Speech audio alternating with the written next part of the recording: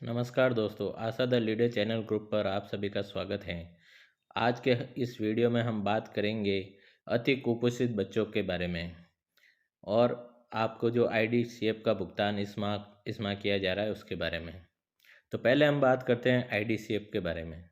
आईडीसीएफ पखवाड़ा जो आपके द्वारा बनाया गया था, उसके अंदर आशा द्वारा ओआरएस पैकेट वितरण किए गए थे।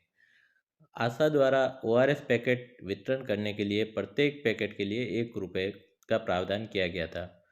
इस प्रकार इसमें अधिकतम 150 रुपये का भुगतान आशा सहयोगिनियों को किया जाएगा।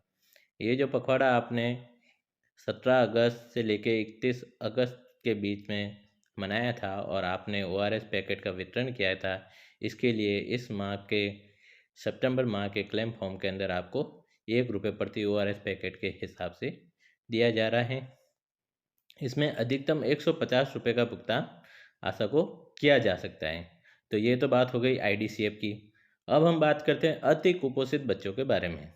अति कुपोषित बच्चों का जो फॉलोअप आशा के द्वारा किया जाता है और फील्ड के अंदर जो सर्वे करके अति कुपोषित बच्चों का पता लगाया जाता है और उसको रेफ़र किया जाता है। तो रेफ़र करने के लिए और उसका जो फॉलोअप करते हैं उसके लिए आशा का मानदेय में कुछ बढ़ोतरी की गई है, उसकी प्रेरक राशि अधिक की गई है कुछ। तो उसके बारे में हम आज इस वीडियो में बात करेंगे। अति कुपोषित बच्चों के फॉलोअप के बारे में बात करें तो जहां पहले आशा को अति कुपोषित बच्चे फील्ड में आइडेंटिफाई करने के बाद उसको एमटीसी पर रेफर करने के लिए 50 रुपये दिए जा रहे थे, उसके स्थान पर अब 100 रुपये का प्रावधान कर दिया गया है। यानी जो आपको पहले रेफर करने के लिए 50 रुपये प्रेरक राशि दी जाती थी, उसे अब 100 रुपये कर दिया गया है। एक चेंजेस तो इसमें यह हुआ है। दूसरा, आशा के द्वारा जब कुपोषण उपचार केंद्र से बच्चा डिस्चार्ज होके घर आ जाता था वापस, उस समय आशा को 4 फॉलोअप करने के लिए 100 रुपये का प्रावधान था। एक 100 रुपये का प्रावधान था, उसके स्थान पर अब 150 रुपये का प्रावधान कर दिया गया है। यानी कि 4 फॉलोअप करने पर आशा को 100 की जगह अब 150 रुपये दे होंगे। ये 150 रुपये आपको किस प्रकार से दे होंगे, इसके बारे में हम बात करते हैं। प्रथम फॉलोअप पे आशा को 50 रुपये दे होंगे और दूसरे और तीसरे फॉलोअप के लिए 25-25 रुपये दे होंगे। इसी प्रकार चौथा फॉलोअप जब करेंगे तो हमें 50 रुपये और दे होंगे। इस प्रकार ये 150 रुपये की राशि आपको दी जाएगी। प्रत्येक फॉलोअप के बीच में 30 दिन का अंतर होना चाहिए। यहाँ पे एक फॉलोअप से दूसरे फॉलोअप के बीच में कम से कम कितने दिन का अंतर होना चाहिए? 30 दिन का। ये प्रावधान इसके अंदर है ना किया गया है। अब हम बात करते हैं इसके आगे। फॉलोअप करने के दौरान उक्त जो है ना फॉलोअप किए जाएंगे आशा के द्वारा, उक्त फॉलोअप के बारे में हम बात करते हैं। तो मतलब कि फॉलोअप की दिनांक के साथ साथ इसमें बच्चे की लंबाई और वजन भी आशा को उस कार्ड के अंदर भरना है। उस कार्ड के अंदर आप क्या क्या भरेंगे? एक तो उसके फॉलोअप की दिनांक भरेंगे, एक भरेंगे लंबाई और एक भरेंगे उसका वजन। ठीक है, तो ये चीज़ें हमको उसके दौरान भरनी है फॉलोअप के दौरान।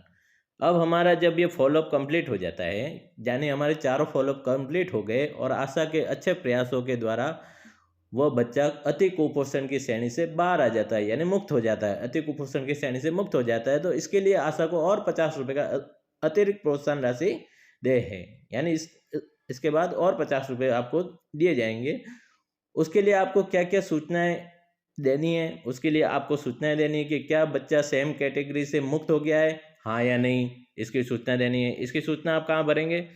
ममता कार्ड में दिए गए ग्रोथ चार्ट के आधार पे। यानी जब सेम बच्चे का आप फॉलोअप कर रहे हो तो जो आप ममता कार्ड के ऊपर भर रहे हैं ग्रोथ चार्ट, उसके अंदर आप देंगे। ठीक है, फिर ठीक होने की दिनांक क्या है, लंबाई क्या है और बच्चे का वजन, ये चीज़ें आपको इसके अंदर उपलब्ध करवानी पड़ेगी। इसके लिए आपको 50 रुपये की अतिरिक्त राशि दे होगी।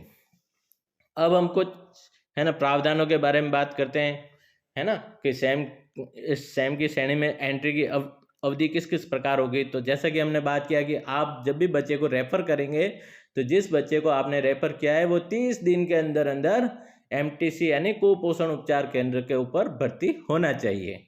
ठीक है, तब आपको मिलेगी रेफर की राशि। इसी प्रकार प्रत्येक फॉलोअप के अंदर कम से कम 30 दिन का और अधिकतम 60 दिन का अंतर होना चाहिए। ठीक है, ये दूसरा प्रावधान। फिर फर्स्ट व फोर्थ फॉलोअप पर आशा को ये सलाह देनी है कि आप इस बच्चे को एक बार एमटीसी के ऊपर जाके यानी कुपोषण उपचार केंद्र पर जाके चेक करवा के आए। ये सलाह आपको कब देनी है? एक फॉलोअप पर और चौथे फॉलोअप पे। ठीक है, पहले और चौथे फॉलोअप पे आपको ये सलाह देनी है। ठीक है, इसी प्रकार आपके जो ये 4 फॉलोअप है ये अधिकतम आप है ना 180 दिन के अंदर कंप्लीट कर सकते हैं। यानी कि एक फॉलोअप से लेके चौथे फॉलोअप तक पहुंचने की अवधि आपके 180 दिन तक हो सकती है। उसके अंतर्गत आपको ये भुगतान राशि ये होगी।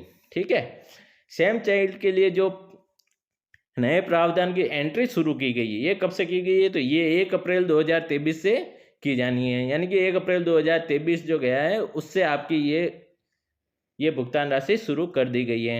इस प्रकार की व्यवस्थाएं सॉफ्टवेयर के अंदर इंद्राज कर दी गई है। तो ये भुगतान आपको 1 अप्रैल 2023 से प्रारंभ कर दिया गया है। ठीक है, इसी प्रकार हम 1 अप्रैल 2023 से आपका एक और भुगतान स्टार्ट हुआ था जिसका नाम था HBPNC। HBPNC के ऊपर हमने पहले भी जानकारी दी है और इस वीडियो में हम आपको दोबारा बता दें कि HBPNC के अंतर्गत 1 अप्रैल 2023 से आशा को जिस प्रकार से वो HBNC कर रही थी उसी प्रकार HBPNC यानी HBNC कर रही थी बच्चे की और HBPNC है माँ की देखभाल की। ठीक है, तो पहले बच्चे की देखभाल के ऊपर आशा को 250 रुपये दिए जा रहे थे, अब उसके साथ साथ माँ की भी देखभाल कर रही थी और माँ की देखभाल का भी अब 250 रुपये शुरू कर दिए गए हैं। ठीक है, HBPNC के कितने मिल रहे थे पहले बच्चे पे? 250 रुपये, और इसी प्रकार अब माँ की देखभाल पर भी 250 रुपये का भुगतान प्रारंभ कर दिया गया है। ये एंट्री इस माह के क्लेम फॉर्म में भी स्टार्ट है और ये 1 अप्रैल से जो भी आपका